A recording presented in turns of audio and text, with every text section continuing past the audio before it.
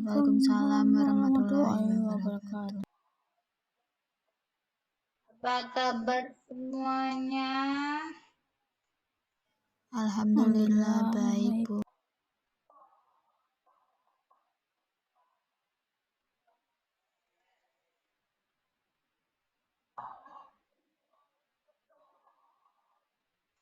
Baik, sebelum kita mulai pelajaran, alangkah lebih baiknya kita membaca basmalah. Bismillahirrahmanirrahim.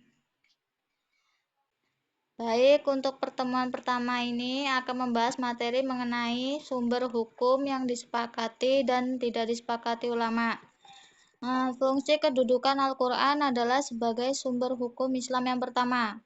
Al-Quran menjadi sumber dari segala sumber hukum. Penggunaan sumber hukum lain harus sesuai dengan Al-Quran dan tidak boleh bertentangan dengan Al-Quran. Oleh karena itu, jika seseorang ingin menemukan dan menentukan hukum dalam suatu kejadian, langkah yang harus ditempuh adalah melakukan penelusuran, penelitian, dan pengkajian terhadap ayat-ayat Al-Quran untuk mencari jawabannya. Dengan demikian, bila Al-Quran disebut sebagai sumber asli bagi hukum fikih, maka hadis disebut sebagai bayani. Dalam kedudukan sebagai bayani, dalam hubungannya dengan Al-Quran, ia menjalankan fungsi sebagai berikut. Yang pertama, menguatkan dan menegaskan hukum-hukum yang tersebut dalam Al-Quran atau disebut fungsi takkid dan takrir. Dalam bentuk ini, hadis hanya seperti mengulangi apa-apa yang tersebut dalam Al-Quran. Yang kedua, memberikan penjelasan terhadap apa yang dimaksud dalam Al-Quran dalam hal.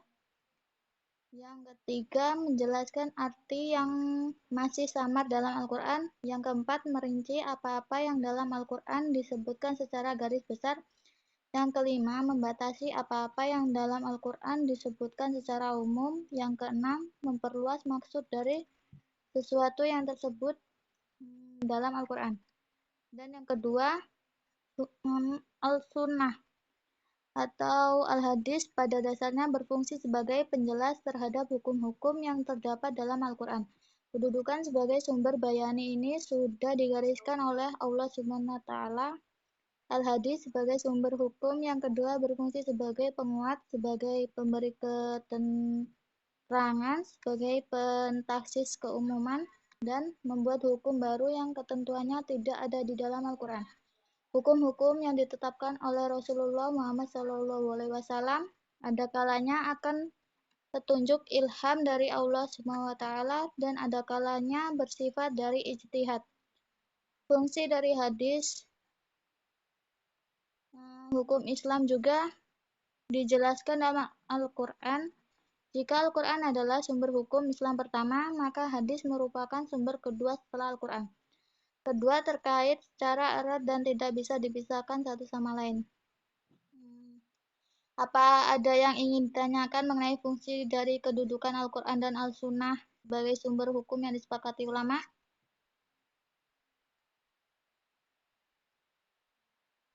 Ada yang ingin ditanyakan?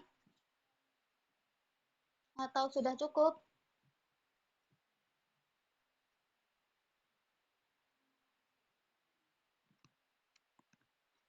Jika tidak ada, saya akan menutup. Alhamdulillah sudah paham, Ibu. Alhamdulillah, semoga dapat bermanfaat bagi kita semua. Kurang lebihnya saya mohon maaf dan terima kasih atas waktunya. Saya akhiri, billahi taufiq wal hidayah. Wassalamualaikum warahmatullahi wabarakatuh. Waalaikumsalam warahmatullahi wabarakatuh.